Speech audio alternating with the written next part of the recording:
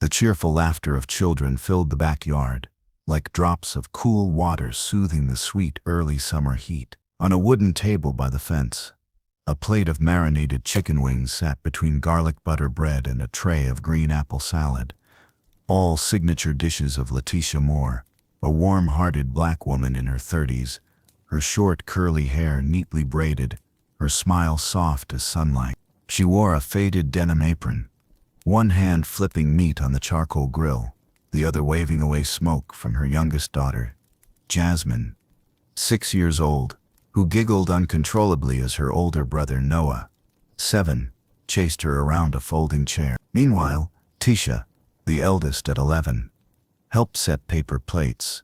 Though her eyes kept darting toward her phone as if waiting for a message, the breeze was gentle, carrying the kind of peace that felt almost fragile. No loud music, no wild party, just a simple family barbecue. A quiet black family, trying to carve out a little peace in a new neighborhood. That peace didn't last. Filthy nut. The shrill voice sliced through the air like a broken glass bottle. Everyone froze and turned. From the house next door, a white figure stormed across the yard. Roberta Calloway, a 70-year-old widow with platinum-dyed cropped hair. Skin stretched tight from facelifts, one hand on her hip, the other gripping a phone like a weapon. Her gaze swept the table with pure disgust, landing on Letitia, as if she had just poisoned the entire street. You think this is some kind of dump? Smoke everywhere. Filthy. Roberta screeched, voice cracking. I've called the police, polluting the whole block with your nasty black trash. Letitia froze, tongs still in hand. She had never argued with anyone here, had barely been in this neighborhood a few weeks. Her family kept to themselves, her children polite, her husband away most days. Ma'am, she began softly, this is organic charcoal. It's safe, not toxic. Shut up. Roberta's words hit like a slap. She marched closer, her voice rising, making Jasmine hide behind her mother's legs. Charcoal is charcoal. Smoke is smoke. I won't let you dirty up this clean white neighborhood. Please. Please? Roberta's laughter was sharp, cruel. Her fingers stabbed toward Letitia's face. Look at you. Filthy gutter rats moving in and stinking up the block. Nair. Smoke. Nair. Smell. Air. Trash. Tisha pulled her little sister closer to the house. Noah stood stiffly, his hands clenched tight at his sides. Letitia stayed rooted, though her hands trembled. We're legal residents, she said slowly, forcing calm. We have every right to have dinner in our own yard. Wait a second. If you like this video, please like, comment, and subscribe. It really helps us. We're not breaking any law. Roberta scoffed like Letitia had just told a bad joke. Rights? You think you have rights living off welfare? Or maybe your tall, useless husband, what does he even do, huh? You think he belongs next to my house? Letitia's eyes glistened, but her voice didn't crack. Stop. Don't bring my family into this. We just want to live in peace. There will be no peace, Roberta hissed, spitting the words. You and your filthy kids will be out of here. I won't let my grandkids breathe your toxic air. Then, with a practiced air of theatrics, she held her phone high, turning it toward the smoking grill, her voice a shrill siren. Thick black smoke. Smells like chemicals. Send officers now. They're endangering the neighborhood. Letitia stepped forward, her voice low, but no longer soft. Enough. Roberta narrowed her eyes, sensing a challenge. You can hate me all you want, Letitia said, standing firm. But don't drag children into this. They're innocent. Roberta's smirk widened, satisfied like a cat catching a bird. She turned toward the driveway, her voice dripping venom. Oh, perfect timing. Your husband's home. The growl of an engine filled the street. A silver pickup truck pulled up, headlights glinting off Letitia's tense face. Clarence Moore, tall, broad-shouldered, dressed like an ordinary office worker, stepped out. His movements were wry, but his eyes carried a weight that hadn't been there before. What's going on? His deep voice was quiet but steady. The children ran to him, Jasmine clinging to his leg. Letitia turned to him, her voice almost breaking. She called the police. Said we're dirty, toxic, called us. Clarence's hand, resting gently on Jasmine's hair, tightened into a fist. Roberta stood by the gate, her smile wicked, her voice slicing through the heavy silence. Good you're here. Now you get to see your whole filthy family kicked out of this neighborhood. She thought she was in control.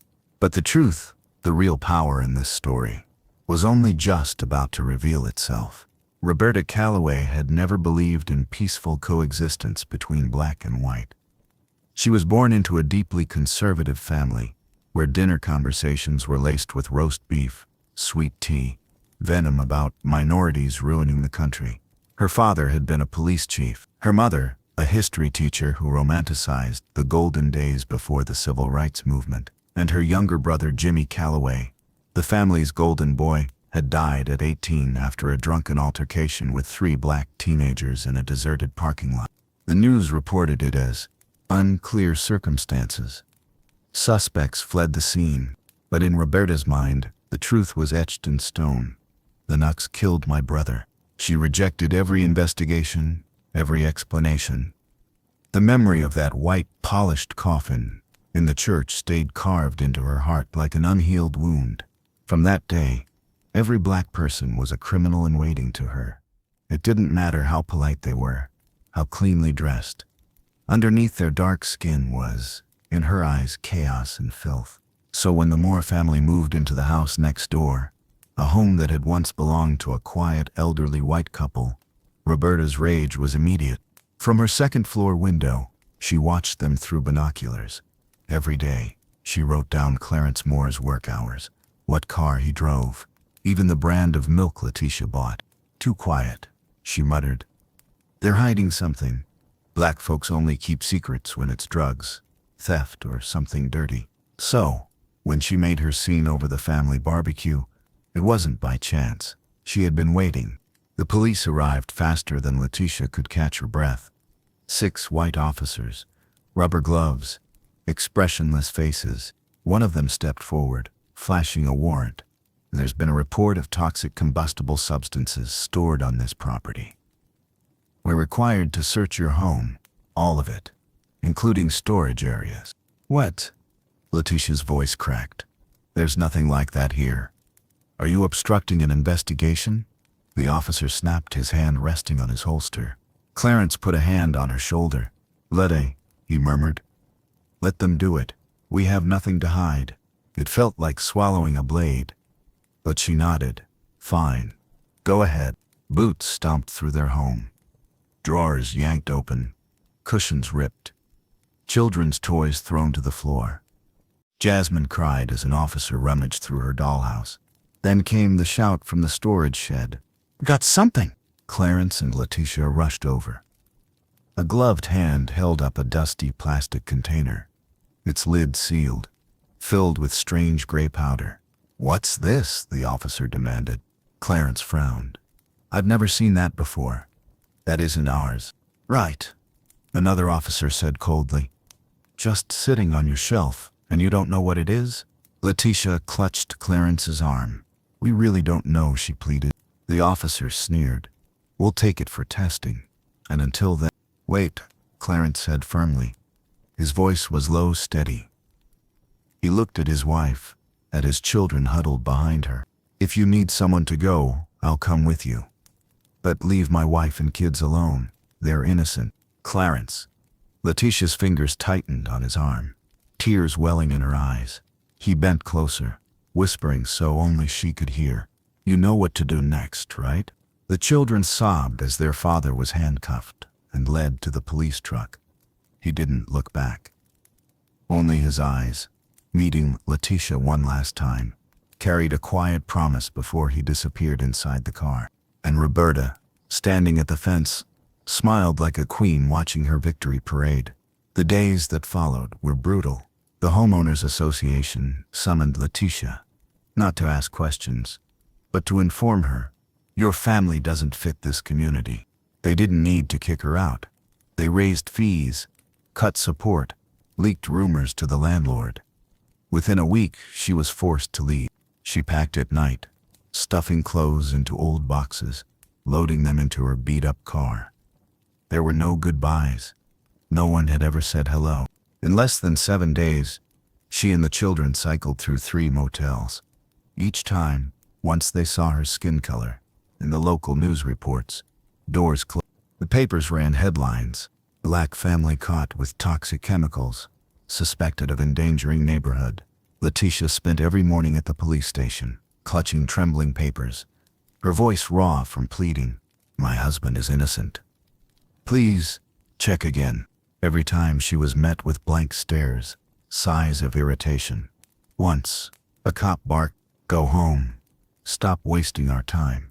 The last time she stood outside in the freezing rain, the heavy door slammed behind her. Tears mingled with raindrops as her heart cracked. She didn't know how else to fight for Clarence. Meanwhile, Roberta gloated to the neighbors. The truth always comes out. People should be careful who they live next to. And Clarence was living in another kind of hell. Since the moment he was booked, there had been no phone calls, no lawyer. Meals were cut short. Nights were worse. Thrown into a cell with 3 notorious white supremacists.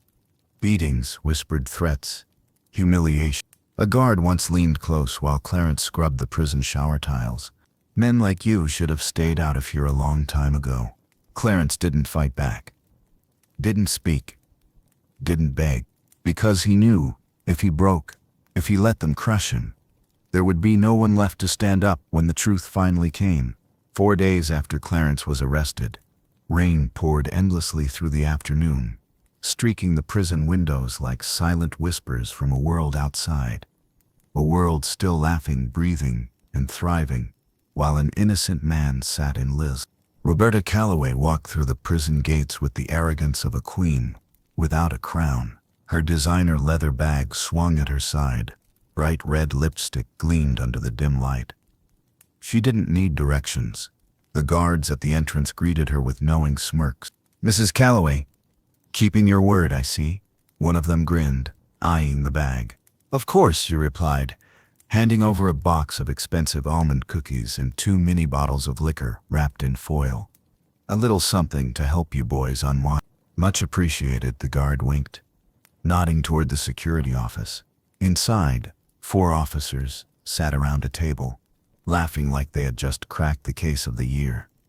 When Roberta entered, they all burst into loud laughter. The family's being transferred to high security today, one said smugly. They didn't even try to deny the evidence. Trove of ashes right under their noses. Another chuckled. We put on one hell of a performance, huh? A third added with a sneer. Roberta sat down, crossing her legs, pouring liquor into a plastic cup, laughing along with them. You're heroes. If we'd let those animals stay, next week the neighborhood would be crawling with black brats. And my daughter's about to get that house next door for 1/3 of its value after her divorce. They roared with laughter. One of the officers raised his cup. To a clean neighborhood. And to the truth, Roberta smirked. A single phone call, a few carefully chosen words, and the media devoured it like starving dogs. Click. The door opened. A tall figure entered, and the room fell into an instant, suffocating silence. Henry Mathers, the city's police chief, silver hair cropped close to his scalp, his dark eyes cutting like stone, stepped forward. The man once called the last conscience of law enforcement didn't tile. He looked only at the table, at Roberta and the officers. What exactly are you celebrating? His voice was calm, razor sharp. No one spoke. Mathers placed a small black device on the table. Click. Every word spoken in that room, the racist slurs, the laughter, the plot to seize the house, played back clearly. Roberta's face was drained of color. She clutched her bag tightly. This is illegal. You can't record us without permission. That device was planted 4 days ago. Mathers cut her off coldly. By the wife of the man you've been calling a filthy black. Letitia Moore came here multiple times to beg for justice. The last time, she left her complaint and taped that device under this table. My tech team retrieved and verified every second. His gaze swept across the room. Mrs. Calloway, you just confessed to orchestrating this entire scheme, planting fake evidence, bribing officers, and conspiring to drive a black family out of their home. And you, he turned to the officers, abused your power, conducted an illegal search, brutalized an innocent man, and lied to the press. One officer stammered, panic creeping into his voice. But who is that black guy anyway? Mathers drew in a long breath, as if waiting for this moment. Clarence L. Moore, he said slowly, a renowned human rights activist, recipient of the Citizen of the Year Award from Equality Journal, the man who drafted the city's anti-racial discrimination bill, and 10 days ago he was officially appointed interim mayor of this city by the governor. The room went dead silent. Roberta's lips trembled. I didn't know. Not knowing doesn't make you innocent, Mathers said, his voice now steel. Mrs. Calloway, you are under arrest for defamation, endangering public safety, and attempted property seizure. As for you, he glared at the officers, effective immediately, you're suspended. A full investigation will proceed under state law. One officer dropped his head onto the table, trembling. Roberta broke down in tears, not out of guilt, but sheer disbelief that the tide had turned so quickly. Mathers straightened, his final words falling like a hammer. This wasn't a mistake. This was a conspiracy, and it will be dealt with, to the very end. The next morning, Roberta Calloway was officially taken into custody, her wrists bound in front of a storm of flashing cameras. Headlines blazed across every major paper: false accusations, unlawful trespass, public endangerment. The fall of Roberta Calloway. Her face was ashen, her wide, unblinking eyes betraying disbelief.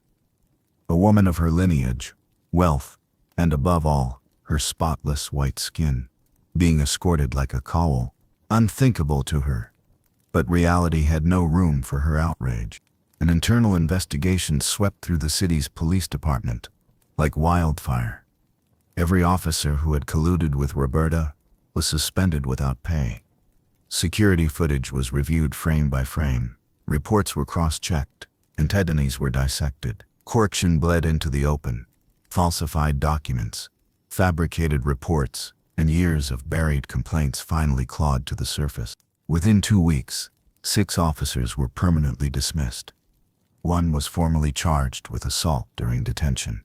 At a special press conference held at City Hall, Police Chief Henry Mathers stood before over 100 journalists and declared, voice steady but heavy with shame, I take full responsibility for failing to supervise my department. I deeply apologize to Mr. Clarence Moore, his family, and the entire black community of this city.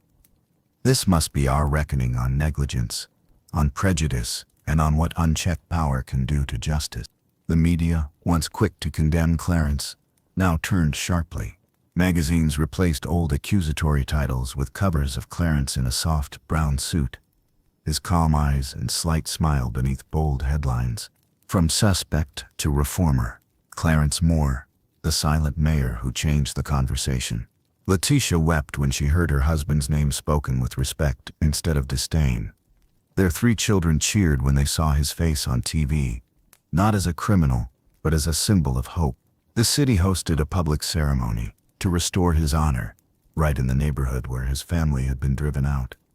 A week later, the Moores returned to their old house.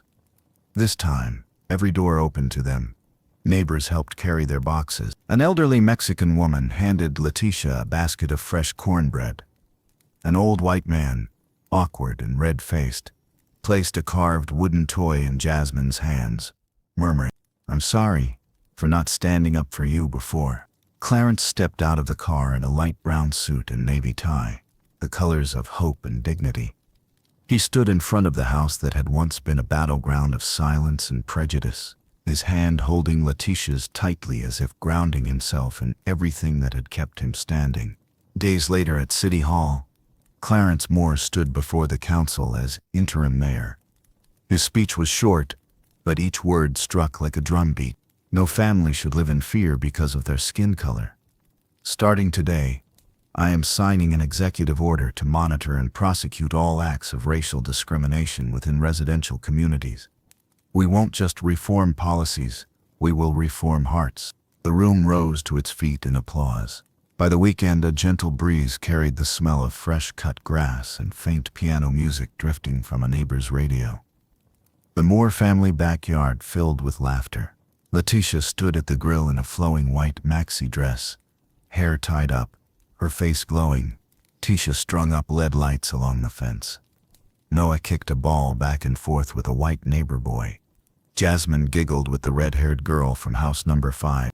The table overflowed with food, and this time, no one called the cops. No one frowned. No one whispered slurs.